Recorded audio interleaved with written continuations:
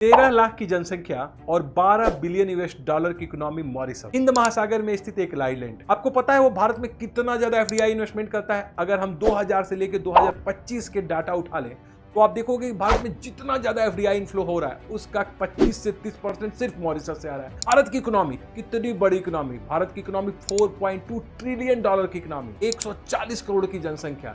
ऐसे में मॉरिशस एक टीन इकोनॉमी होकर इतना ज्यादा एफडीआई इनफ्लो इंडिया में कैसे कर सकता है? इसके पीछे क्या रीजन है? क्या आपने सोचा है? कई बार ये क्वेश्चन यूपीपीसीएस में, यूपीएससी इंटरव्यू में भी पूछा गया। इसका सिंपल रीजन क्या है? तो इसके स्पेसिफिक कारण है। नंबर 1, मॉरिशस और इंडिया के बीच में डबल टैक्स अवॉइडेंस ट्रीटी है, जो कि कहता है कि अगर कैपिटल गेन टैक्स लगेगा तो इंडिया या मॉरिशस में से किसी एक में आपको पे करना होगा। इसका मतलब आप देखो कि मॉरिशस में जो टैक्स की रेट है वो बहुत ही कम है।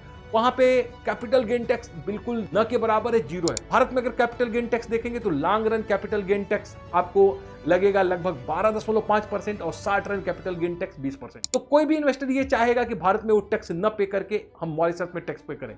और दूसरा जो बड़ा कारण है, मॉरिशस एक टैक्स हेवन है। टैक्स हेवन होने की वजह से एक तो टैक्स की रेट उसकी बहुत ही नॉमिनल है और प्लस उसमें ट्रांसपेरेंसी लैक है। वो किसी तरह की कर के बारे में सूचना किसी भी टैक्स अथॉरिटी को नहीं देगी। ऐसे में जितना भी पैसा आ रहा है, जितना भी एफडीआई इनफ्लो हो रहा है मॉरिशस के थ्रू, एक्चुअली वो मॉरिशस का नहीं है, बल्कि मॉरिशस एक रूट है जिसका जो यूज दुनिया के तमाम देशों के मल्टीनेशनल कॉर्पोरेशन कर रहे हैं। वो मॉरिशस से होके आ रहे हैं। मॉरिशस ये रूट उसका प्रयोग कर रहे हैं ताकि इंडिया में आया जाए और टैक्स से बचा जाए।